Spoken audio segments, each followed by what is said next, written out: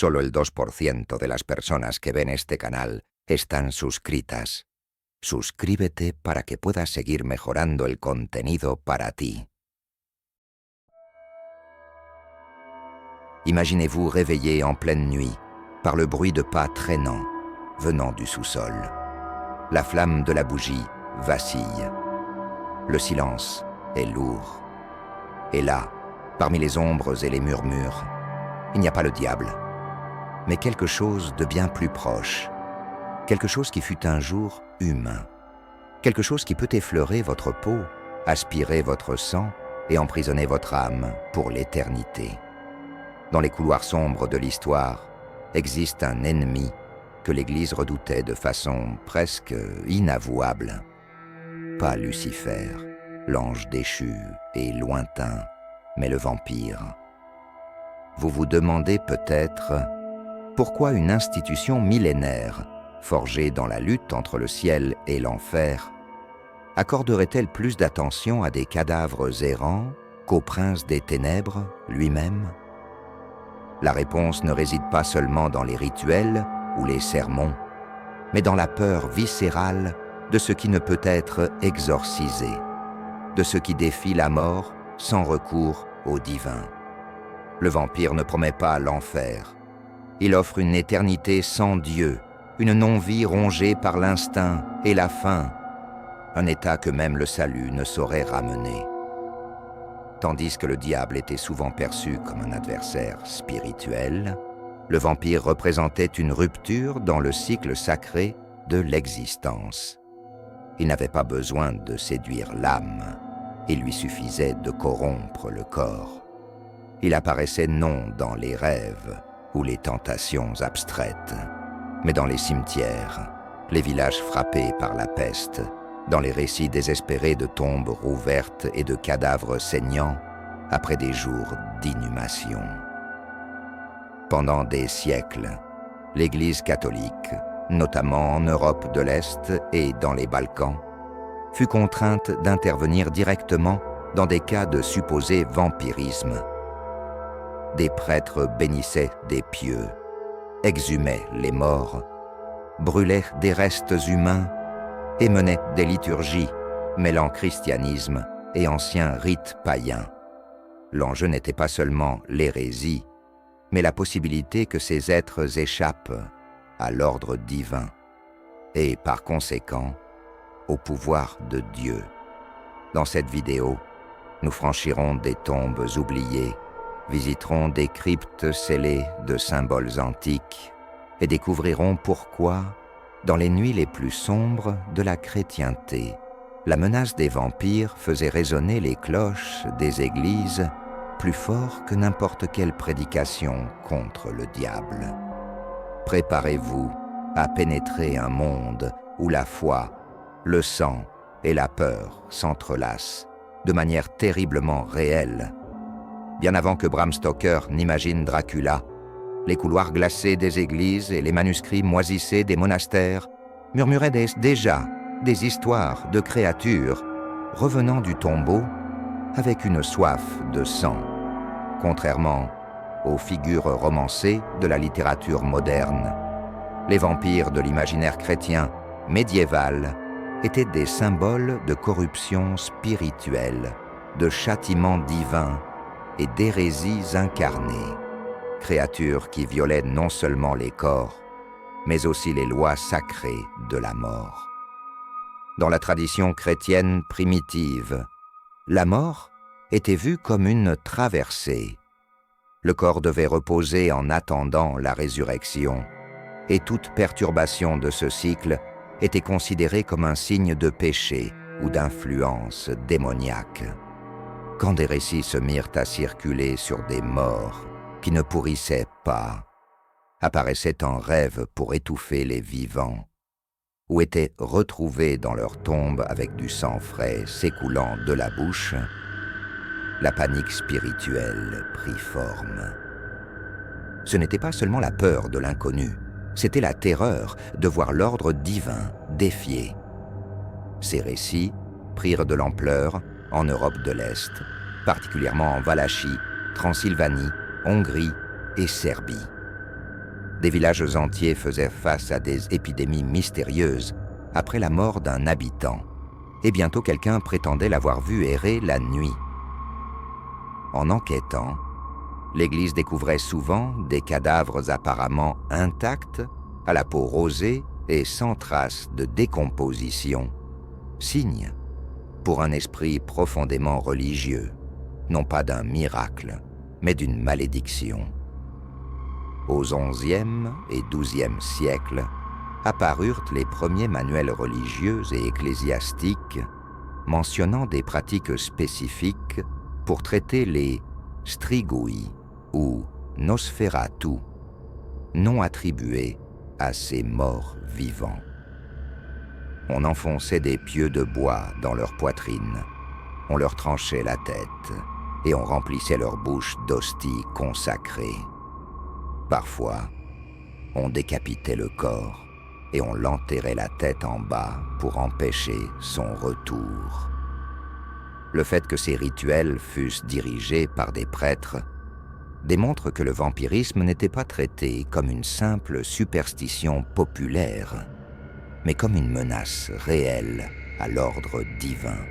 Le plus perturbant, toutefois, était l'association des vampires avec les marginaux de la foi, les suicidés, excommuniés, hérétiques et sorcières, étaient montés souvent considérés comme candidats à la réapparition sous forme de morts vivants. Cela renforçait le dogme selon lequel s'écarter de l'Église n'était pas seulement un risque spirituel, mais ouvrait la voie à une existence profanée au-delà de la mort. Dans de nombreux villages, le prêtre procédait à un exorcisme posthume, lors duquel le corps du supposé vampire était rebaptisé, mutilé ou brûlé devant la communauté. L'acte mêlait liturgie et spectacle, et la peur alimentait la foi comme jamais auparavant. La figure du vampire devint ainsi un symbole du châtiment réservé aux déviants. Contrairement au diable qui tentait l'âme, le vampire incarnait la chute matérielle. Son existence prouvait que même la mort n'assurait pas la fin de la condamnation, qu'il existait un état de damnation encore plus cruel que l'enfer. Être condamné à errer parmi les vivants, sans lumière, sans paix, sans Dieu. Les documents d'époque, comme les archives de l'Inquisition et les récits monastiques, mentionnent des villages suppliant l'Église, non pas pour des possessions démoniaques, mais par crainte qu'un maudit ne ressuscite. En 1732, l'affaire du soldat Arnold Paul, en Serbie, fut officiellement examinée par les autorités autrichiennes et religieuses. Mort après avoir affirmé avoir été attaqué par un vampire, son défunt fut, quelques semaines plus tard, associé à de mystérieuses maladies parmi les habitants. À l'ouverture de sa tombe, on trouva le corps sans signe de décomposition, le sang frais aux lèvres. Le corps fut empalé et brûlé, avec l'autorisation de l'Église. Cet épisode, et d'autres, montrent que, concrètement, l'Église considérait le vampire comme un ennemi direct, opérant non sur le plan de l'esprit comme le diable, mais dans la chair, là où réside le temple de l'Esprit Saint, et dont la profanation représentait une attaque contre l'œuvre même de Dieu. Si le diable corrompt l'âme, le vampire corrompt le temple, devenant pour de nombreux clercs médiévaux un symbole encore plus inquiétant. Plus que de simples mythes, ces histoires servaient d'outils de contrôle et d'avertissement. Elles renforçaient l'importance des rituels sacrés, de la confession, de la communion et d'une inhumation chrétienne appropriée. Un corps enterré en dehors de la bénédiction ecclésiastique était une menace potentielle, une fissure par laquelle la peur et le chaos pouvaient s'infiltrer dans le monde des vivants. C'est ainsi qu'est née la légende. Non pas comme un conte d'horreur pour effrayer les enfants, mais comme un terrible avertissement inséré au cœur de la foi. s'écarter de Dieu ne mènerait pas seulement à la condamnation éternelle, mais pourrait condamner le corps à errer à la frontière du sacré et du profane, tel un vampire. Dans l'imaginaire chrétien, le diable a toujours été la représentation suprême du mal, un être rusé, séduisant et invisible, qui tente l'âme et écarte le fidèle du chemin du salut. Mais alors que Lucifer opérait sur le plan du symbolique, du spirituel et du métaphysique, les vampires offraient quelque chose de bien plus terrifiant. Une menace tangible, de chair froide et de dents acérées, qui n'avait besoin ni de mots doux, ni de tentation, seulement du silence, de l'obscurité et de la proximité. Et c'est dans ce contraste que se joua un affrontement peu évoqué. Celui entre l'horreur abstraite du diable et le frisson viscéral du vampire. Le diable, bien que redouté, était une figure reconnue, mentionnée dans les Écritures, avec des rituels définis pour le combattre.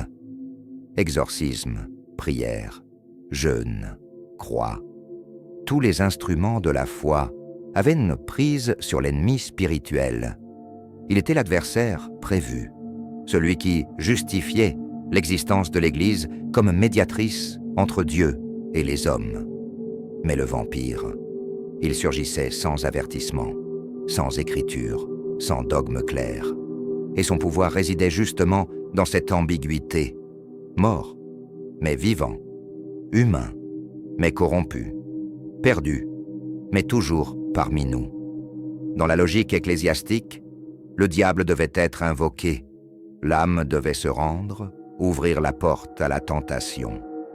Le vampire, lui, n'avait besoin de l'assentiment de personne.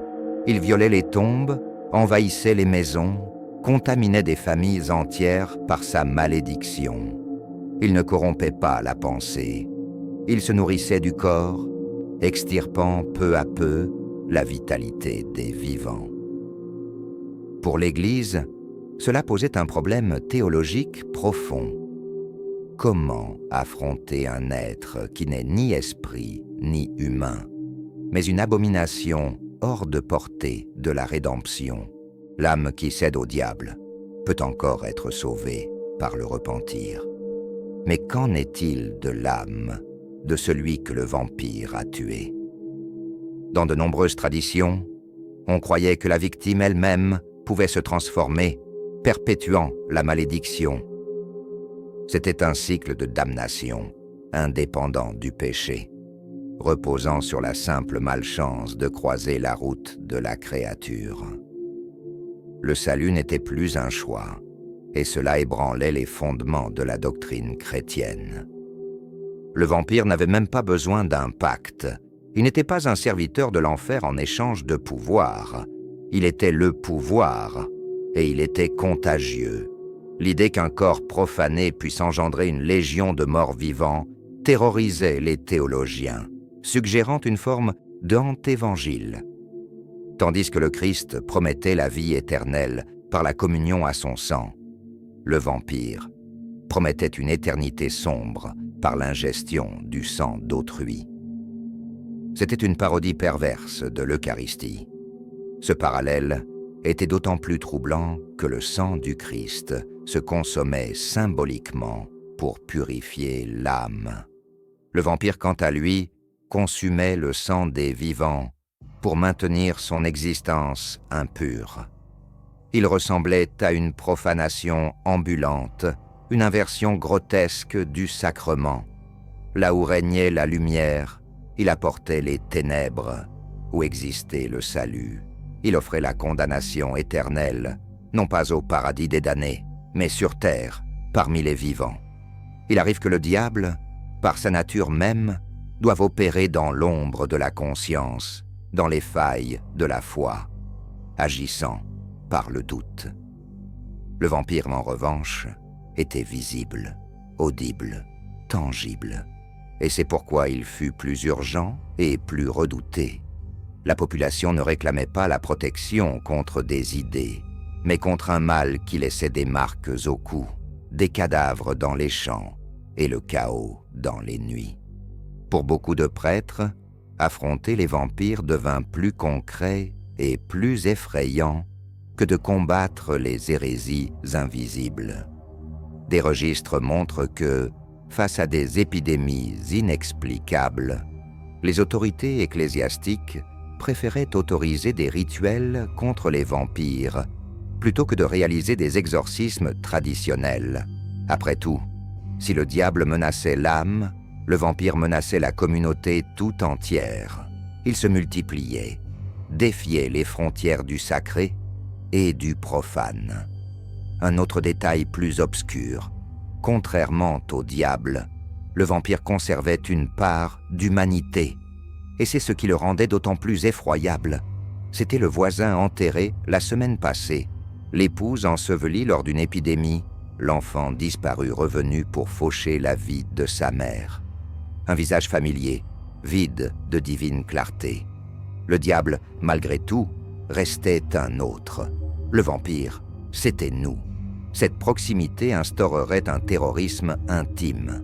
Comment affronter un ennemi que l'on a aimé? Comment planter un pieu dans la poitrine de quelqu'un qui tenait votre main en prière? L'Église comprenait l'impact psychologique de tout cela. Et peut-être est-ce pourquoi elle redouta plus le retour des morts que l'attaque de l'enfer. En période de peste, de guerre et de famine, la peur des vampires s'intensifiait. La mort était omniprésente, et l'idée que certains défunts refusent la fin de leur existence devenait un cauchemar permanent. Les messes de requiem se faisaient barrières spirituelles. La bénédiction des cimetières, l'usage de croix et de symboles sacrés sur les tombes, la surveillance des nouveaux sépultures, tout cela faisait partie d'une guerre silencieuse où l'ennemi n'était plus seulement le diable, mais aussi ses enfants du péché ressuscités en chair corrompue. Cette lutte n'était pas que spirituelle, elle était viscérale. Les vampires exigeaient une action concrète, exhumée, mutilée, purifiée par le feu. C'était une horreur mobilisant la foi la plus primitive, où le sacré devait se salir pour combattre l'impur. Contrairement au diable, que l'on pouvait repousser par la prière, le vampire imposait la force, l'acier, la violence sacrée. Et c'est peut-être pour cela que, dans l'ombre des cathédrales, loin des chairs, bien des confesseurs craignaient davantage les morts revenants que le prince des ténèbres. Car le diable obéissait encore aux lois célestes, tandis que le vampire brisait la création elle-même. Une brèche dans le voile de l'existence, une négation de la mort, de la paix, de la justice divine, l'enfer incarné, sans roi, sans trône, sans logique. Dans toutes les religions, le sang est un symbole puissant. Mais dans le christianisme, il revêt un caractère sacré, presque inaccessible. C'est par le sang du Christ que se scellent les promesses de salut. C'est au moment de la transsubstantiation, lorsque le vin devient mystiquement le sang du Sauveur, que le fidèle touche le divin. Alors, n'est-il pas exagéré de dire que le sang est le pont entre le ciel et la terre? Mais que se passe-t-il si ce pont est corrompu? Si le sang, au lieu de guérir, maudit? C'est à cet instant que le vampire se dresse en antithèse brute du Christ rédempteur. Aux yeux de l'Église, le vampire profanait l'essence du sacré. Il inversait le miracle. Là où le Christ offrait son sang pour sauver, le vampire prenait celui des vivants pour prolonger sa damnation. C'était une inversion liturgique, un sacrilège ambulant, un hérétique qui n'enseignait pas, mais agissait, qui n'incitait pas à céder, mais imposait sa malédiction. Cette subversion n'était pas qu'allégorique. Beaucoup de récits de paysans et de clercs décrivent des vampires avec le sang s'écoulant des lèvres, les vêtements tachés, les cercueils imbibés. On comparait parfois ces images, de façon troublante, aux stigmates des saints, ces plaies sanglantes sans cause naturelle. Sauf que, pour les stigmates, c'était la communion avec le Christ. Pour le vampire, c'était la rupture avec le divin. Certains théologiens médiévaux soutenaient même que le sang corrompu des vampires était une porte vers l'enfer, que boire du sang humain, formellement interdit par les Écritures, était une manière d'imiter non pas en serviteur, mais en rival du diable. Le vampire ne cherchait pas à adorer le malin. Il souhaitait être lui, un dieu païen des enfers, un seigneur de la mort qui ne se soumette à aucun ordre céleste. L'hérésie à son paroxysme, faire du corps un temple de l'abomination. Le sang, dans ce contexte, n'était pas qu'un fluide vital, c'était le dernier vestige de l'âme incarnée. C'est pourquoi le vampire inspirait une telle terreur. Il ne tuait pas seulement, il vidait. Il aspirait non seulement la vie, mais l'identité. Après son passage, il ne restait qu'un corps pâle, orphelin de volonté, un réceptacle vidé. Le sang était l'encre de l'âme, et le vampire en était le voleur. Ainsi, de nombreux rituels catholiques contre les vampires incluaient la combustion du cœur, centre du flux sanguin, pour empêcher tout retour. Les cœurs étaient arrachés, transpercés de pieux de fer ou de métal sacré, couverts d'hosties et de sel avant d'être réduits en cendres. L'objectif était clair, détruire la source de la corruption. Il ne suffisait pas de tuer le corps, il fallait anéantir le foyer du mal qui palpitait en lui. Cette vision s'étendait jusqu'à la peur du contagion. La morsure du vampire n'était pas seulement mortelle, elle transformait la victime en monstre semblable. L'instrument de cette conversion était le sang, souillé, maudit. Tout comme le vin consacré diffusait le salut parmi les fidèles, le sang corrompu propageait la damnation parmi les vivants. C'était une Eucharistie profane, un sacrement inversé. Fait étrange, cette obsession pour le sang transparaissait dans les pénitences et jeûnes imposés à ceux qui s'éloignaient de l'Église. De nombreux pénitents devaient éviter les aliments sanguins, comme la viande crue ou insuffisamment cuite, de peur que le sang ne ouvre la chair aux influences du mal. Cette paranoïa corporelle révélait la crainte profonde que le mal n'entrât non seulement par l'âme, mais par les pores, les veines, les entrailles. Dans divers sermons oubliés, on évoquait des saints ayant affronté des créatures buveuses de sang au lieu d'eau, vivant de la souffrance d'autrui. Bien que les termes « vampire » ou « Nosferatu » n'étaient pas toujours employés, la description était sans équivoque. Et à l'issue du combat, il fallait sanctifier le lieu avec du vin consacré, comme pour corriger la profanation par le rappel du sang véritable. Ainsi le sang devint un champ de bataille spirituel. D'un côté, la promesse du Christ, qui mangera ma chair et boira mon sang, aura la vie éternelle. De l'autre, l'avertissement silencieux du vampire. Qui versera son sang devant moi m'appartiendra pour toujours. Dans cet affrontement, il n'y avait pas de place pour le doute. L'Église devait affirmer, bec et ongles, que le sang appartenait à Dieu et à personne d'autre. C'est pourquoi le vampire, en profanant ce symbole, se muait en bien plus qu'un ennemi. Il devenait un sacrilège incarné, un rappel que même les éléments les plus sacrés pouvaient être corrompus et que, parfois, le véritable enfer ne commence pas dans l'âme, mais dans les veines, dans l'ombre des villages isolés, loin des regards curieux. L'Église mena une guerre silencieuse contre les morts vivants. Ces affrontements, loin d'être de simples superstitions, sont documentés dans des manuscrits et chroniques qui révèlent une peur tangible, une terreur qui poussa ordres religieux prêtres et autorités civiles à franchir les limites de la foi et de la violence pour sauver les fidèles d'un mal monstrueux. L'un des cas les plus emblématiques est celui d'Arnold Paul en Serbie au XVIIIe siècle.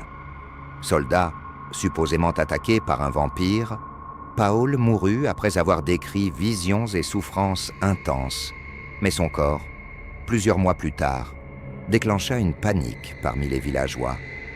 Exhumé, il était intact, le sang frais aux lèvres. L'Église autorisa alors des rituels drastiques, empalement du corps, combustion des os et dispersion des cendres au sel autour du cimetière. Cette intervention, conjointe des Autrichiens et de l'Église, témoigne d'une démarche religieuse pragmatique, mue par la peur et la nécessité de contenir l'indicible. En Roumanie, légendes et documents historiques se mêlent. Les cimetières locaux avaient pour habitude d'enterrer sans bénédiction, et lorsqu'on le découvrait, on exhumait la nuit pour vérifier le signe du retour. On cherchait des ongles trop longs, une langue proéminente, une chair non décomposée, phénomène qu'on peut aujourd'hui expliquer scientifiquement, mais que l'on considérait alors comme une révolte contre Dieu. Les prêtres, parfois en secret, fermaient les yeux sur des rites anciens, usage de l'ail, croix de cendre, qu'ils baptisaient défense populaire, mêlant croyances régionales et prières catholiques. Ces pratiques, bien que formellement proscrites par le Vatican, se répandirent dans des zones moins contrôlées, où la peur réclamait des réponses immédiates. Au XVIIe et XVIIIe siècle, plusieurs ordres religieux, dominicains, bénédictins, franciscains, publièrent rapports et témoignages soulignant la nécessité d'intervenir dans le monde matériel, non par superstition, mais par conviction, exhumer, brûler, décapiter, poser des lanternes sigillées sur les tombes. Ils se comportaient comme des chasseurs, d'une menace défiant toute liturgie classique. Le recours aux pieux, métal, bois ou fer sacré, était justifié rituellement. Avant de l'enfoncer dans le cœur du cadavre, on récitait en latin des prières de pardon pour les péchés du défunt et de protection pour les vivants. On brûlait ensuite le cœur séparément, convaincu qu'il pouvait encore battre, ultime vestige du péché originel. Dans les villages, le prêtre invitait souvent la communauté à participer. Un exorcisme posthume à ciel ouvert, de nature autant collective que cathartique. Dans certains cas, sous couvert de ces rituels, se pratiquaient des veillées introspectives. Les prêtres veillaient aux tombes, apportaient encens, huile bénite et sel avant d'ouvrir les cavités. Des hosties étaient placées entre les dents ou sur les lèvres du corps. Si elles disparaissaient, c'était la preuve d'une présence vitale. Si au contraire, elles restaient intactes, c'était un miracle. Dans ce dernier cas, on mettait fin au supplice. Sinon, l'Église autorisait la destruction totale du corps et l'exclusion du lieu pendant 1 an, marquant une purification profonde par des messes spéciales. Un des épisodes les plus marquants se produisit en 1735 dans l'ex-Yougoslavie, où une fièvre mystérieuse tua la moitié d'un village. On attribua le mal à un corps non consacré revenant pour faucher les vivants. Sous l'angoisse générale, la famille fut contrainte d'exhumer le défunt. Ils découvrirent une chair souple et un pieu naturel, sans doute une racine, plantée dans le cœur. La population, persuadée d'un phénomène démoniaque, arracha le cœur, brûla le tronc et enveloppa la tombe, jusqu'à ce qu'aucune pierre ne soit visible. Un rituel de purification, rapporté par les dominicains, comme une réponse extrême à l'urgence. Si l'Inquisition condamnait les pratiques populaires comme hérétiques, Elle fermait souvent les yeux sur des opérations locales, estimant que le maintien de l'intégrité morale et physique de la communauté primait sur la rigueur canonique.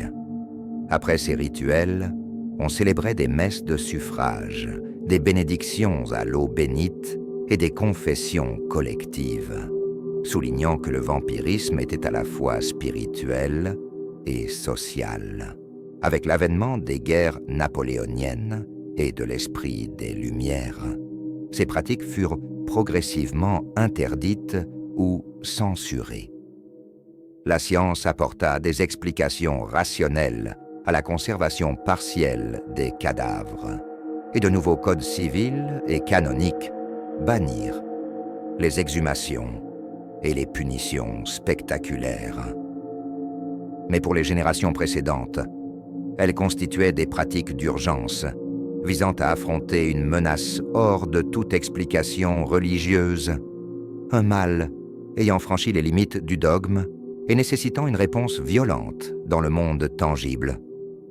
Dans ce contexte, l'Église parut contradictoire, privilégiant le sang et la pierre, la fumée et la violence, pour combattre un ennemi usant de sang, de pierre, de fumée et de violence. Non un adversaire spirituel éloigné, mais un ennemi vivant parmi les mortels, redouté au bord des tombes et sous les voiles des nuits.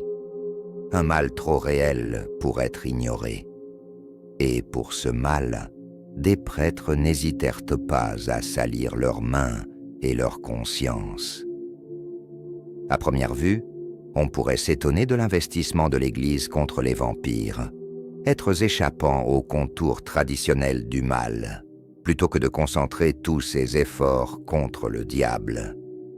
Mais cette enquête démontre que le vampire représentait une menace unique, charnelle, virale, subversive.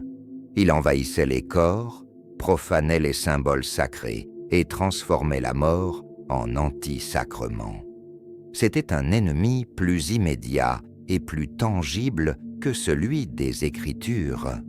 Quand un corps refuse de se décomposer, quand le sang coule là où la vie ne devrait plus être, quand des hommes et des femmes succombent sans raison apparente, le vampire devient réel. Il n'exige aucun pacte secrètement scellé. Il suffit qu'il existe. Et pour l'Église médiévale, où les frontières entre le spirituel, le social et le biologique étaient poreuses, la menace était intolérable. La chair devenait un champ de bataille, non seulement pour le salut de l'âme, mais pour la préservation de l'ordre sacré, communautaire et corporel. Les actions contre les vampires mêlaient foi et terreur, liturgie et violence, exhumation nocturne, crucifix aux tombes, cœurs empalés, os brûlés, tout cela orchestré par la main des prêtres et approuvé par les fidèles. Dans ces contrées isolées, le vampire n'était pas un personnage de vieux grimoire, mais une terreur vivante dans les champs, sur les places de marché, dans les cauchemars des enfants. Il témoigne qu'à certains moments de l'histoire, l'inconnu exigeait des réponses concrètes, même si cela signifiait fracturer les dogmes, briser les canons et souiller la foi par l'épreuve du doute. Pourtant, ces rituels, si graphiques soient-ils, portaient une fonction, affirmer que rien n'était plus fort que la volonté divine. Un acte d'affirmation de l'ordre, la croix au-dessus du pieu, le crucifix sur le cœur mort, la prière face à la cruauté.